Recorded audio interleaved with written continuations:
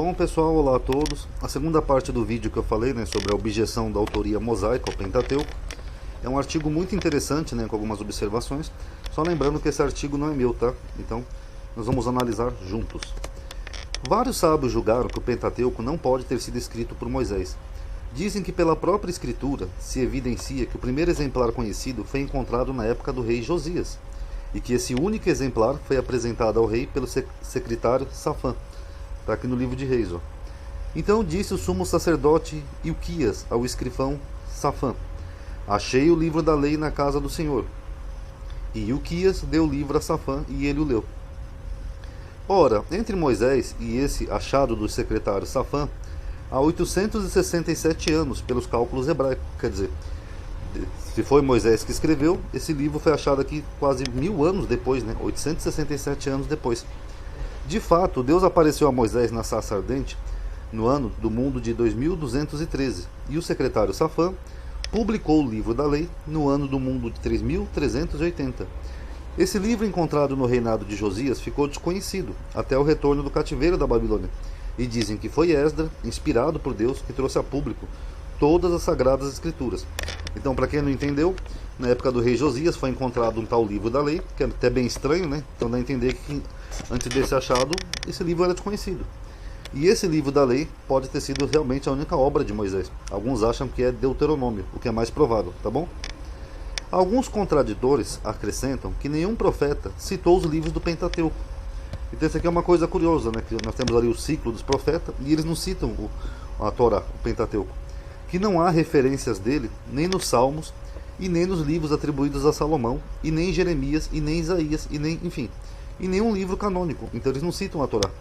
Os termos que respondem àqueles de Gênesis, Êxodo, Número, Levítico, Deuteronômio, não são encontrados em nenhum outro escrito, ou seja, do Antigo como do Novo Testamento. Então é curioso, Por exemplo, Isaías não falou assim, por exemplo, como Moisés escreveu na lei em Bereshit, sei lá. Então não tem. Então muito curioso, Dá a impressão que isso é uma construção pós-profetas. Por isso que alguns acham que foi Esdra que escreveu esses livros. Outros mais ousados propuseram as seguintes questões. Primeiro, em que língua Moisés teria escrito num deserto selvagem, tomando a literalidade da história do Êxodo? Só poderia ter sido egípcio, pois, pelo próprio livro, se constata que Moisés e todo o seu povo tinham nascido no Egito. É provável que não falassem outra língua. Os egípcios não se serviam ainda de papiro, eles gravavam hieróglifos em mármore ou madeira.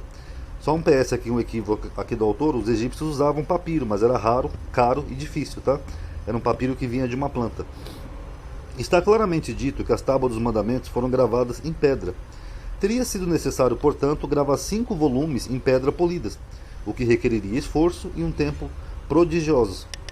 É possível que num deserto, onde o povo judeu não tinha nem sapateiros e nem alfaiates, e onde o Deus dos universos era obrigado a realizar um milagre e contínuo para conservar as velhas roupas e os velhos calçados dos hebreus, tenham sido encontrados homens bastante hábeis para gravar 5 livros do Pentateuco em mármore ou em madeira, considerando que eles não tinham papiro. Pode-se responder que foram encontrados operários capazes de fundir um bezerro de ouro e que em seguida reduziram o ouro em pó, que construíram um tabernáculo, que ornaram com 34 colunas de bronze com capitéis de prata, que urdiram e bordaram véus de linhos, de jacinto, de púrpura e de escarlate? Mas isso não fortalece a opinião dos contraditores. Respondem que não é possível que num deserto onde faltava de tudo, onde Deus tinha que mandar até maná do céu, tivessem feito obras tão requintadas, que teria sido necessário começar por fazer calçados e túnicas, que aqueles que carecem do necessário não podem se entregar ao luxo, que é uma contradição evidente dizer que se tivesse havido fundidores, gravadores, escultores, tintureiros, bordadores, quando não tinham nem roupas, nem sandálias e nem pão. Então, para quem não entendeu, o que o autor está questionando aqui é o seguinte: se o povo estava andando no deserto, será que eles tinham a capacidade de fazer um bezerro de ouro no meio do deserto? Fundir o ouro é extremamente difícil, Tem que ter fornalha, tem que ter um fogo altíssimo, tem que ter ferramentas. Será que eles conseguiam fazer todas essas coisas, como uma arca da aliança no deserto, com 2 querubins em cima e tudo isso? Seria extremamente improvável. Se Moisés tivesse escrito o primeiro capítulo de Gênesis, teria sido proibida a todos os jovens a leitura desse primeiro capítulo? Teria sido prestado tão pouco respeito ao legislador? Se fosse Moisés que tivesse dito que Deus pune a iniquidade dos pais até a 4ª geração, Ezequiel teria ousado dizer ao contrário?